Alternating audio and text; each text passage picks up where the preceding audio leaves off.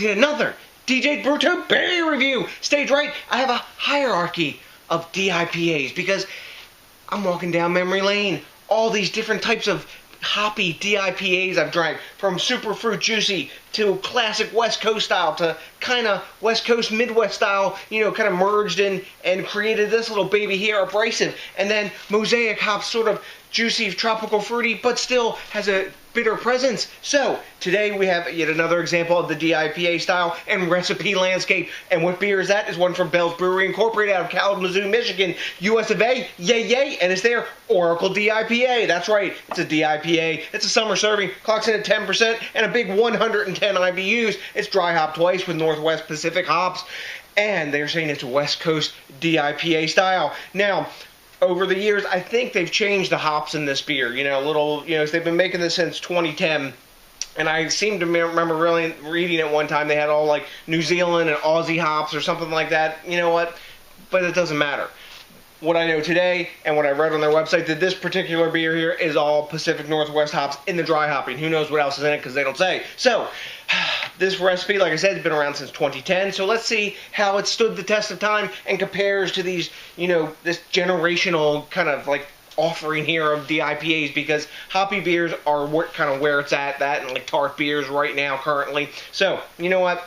Let's see what's, you know, up with this beer. Stop flapping my gum, pop the top on it, get in the snifter, and tell you what's up with the Oracle DIPA. Boom, nice hiss on top, tons of cannon smoke. Ooh, we're gonna genie out of the bottle on me. Yeah, gotcha. Anyways, it's been a really long time since I've had a Bell's beer.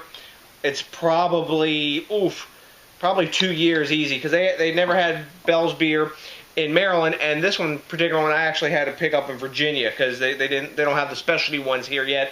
But you can get the everyday stuff like Two Hearted, their Amber Ale, that kind of thing. So, at time of recording, this particular beer is just over 2 weeks old, so it's uber fresh. It's probably about as best as it's going to get. So let's see what's up with the appearance. It's a lovely, hazy, amber orange color. It's got more yellow and gold hints. It may not seem like that to you with this light down here in the dungeon, but it's got more like golden yellow sort of glints mixed with some burnt orange. We got a one finger of super solid khaki off-white bubbles, really tightly packed, no soap suds in the center. When I swirl it, yeah, we're going to get some glass lacing off this, and there's some nice alcohol legs. Of course, at 10%, you expect that clinging to the inside of this bad boy, but take a look at that. Really gorgeous looking beer. A lot of hype around this beer, like Hop Slam. I've had Hop Slam several times. Probably, like I said, last time was like 2 years ago, and that beer's good, but it's not my favorite. But I can smell hops blasting off the top of this while I'm talking, and we got a good foot between my schnoz and the top of this glass. So let's get into it, real time, and see what's up with the aroma. Orange, pine, herbaceous notes. Maybe not basil, but like kind of like herbal flower notes. But really dominated by pine and citrus zest, orange and tangerine citrus zest. A little bit of papaya, maybe some pineapple in there, tropical fruit action going on. And a nice dank tone in the background. There's no alcohol in the aroma. It's all about hops front to back. There's a little bit of sweet, like sort of almost honeysuckle-like malt there in the background, but really tasty. Actually has a really juicy aroma to it, making my mouth water. I'm ready to dive in. I've had 2 workouts today. I've earned this beer. You know, I keep getting my workouts on so I can keep my gut off, so I can keep putting the beer down. You know what's up. Let's dive in. Stop flapping my gums and digressing, but digressing is what I do too, isn't it? So, anyways, cheers.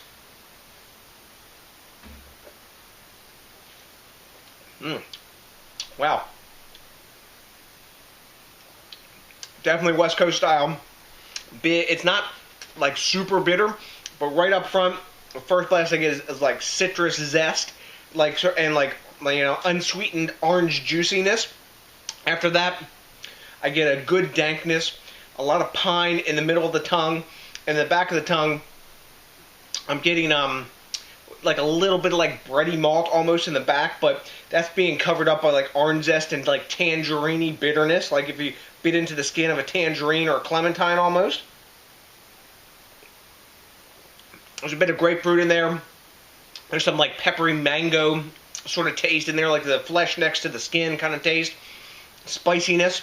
I wonder if they've got any rye or whatever, because I'm getting like a lot of mango or rye type spiciness. spiciness at the sides of my tongue building.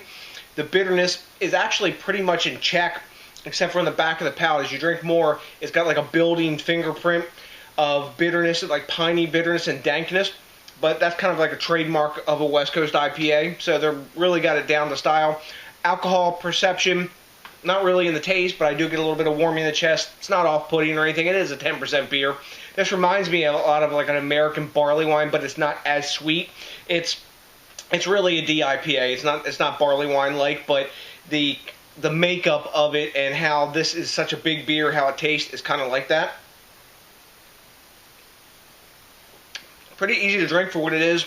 Nice carbonation, medium mouthfeel, like medium full mouthfeel, very coating. And the more you drink of it, the more I'm getting like that tangerine skin sort of taste. It's a nice beer. For 10%, it's a dangerous beer. Super easy to drink. Like I said, awesome glass lacing. From what I remember drinking Bell's beers before, that's one of their trademarks. They're making a good product, but wow, it's really to that West Coast style. Reminds me of some of the Stone beers that I've drank. And I had not too long ago a beer from Knee Deep. I can't remember the name of it, but it kind of reminds me of that beer in a couple ways, but very West Coast oriented. Like I said, tasty, tasty beer. That means I'm kind of liking it, so we got to grade it, right? Yeah, that's right. So, Right Beer gives it a 100. Boom, A+. I don't know about all that. Beer Advocate gives it a 93, a high A-. I think this is an A-level beer. I'm going to give it a 95. It's tasty. It's too West Coast style, like it's saying that it is.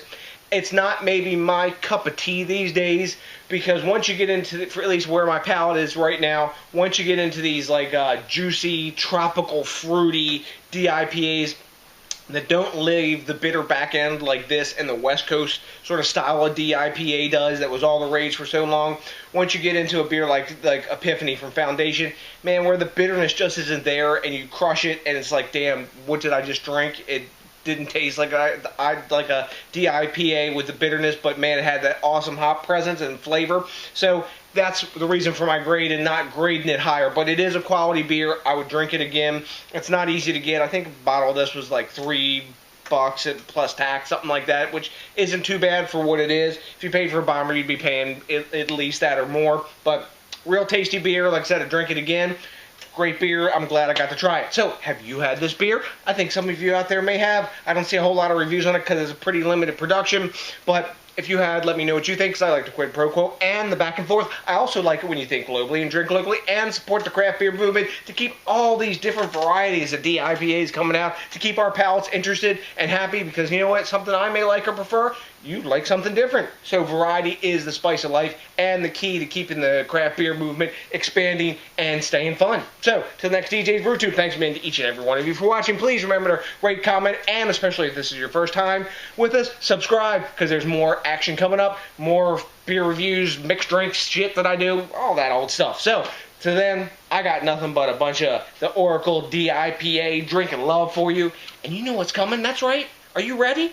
Oh, you are. Okay, good. I mean, peace out!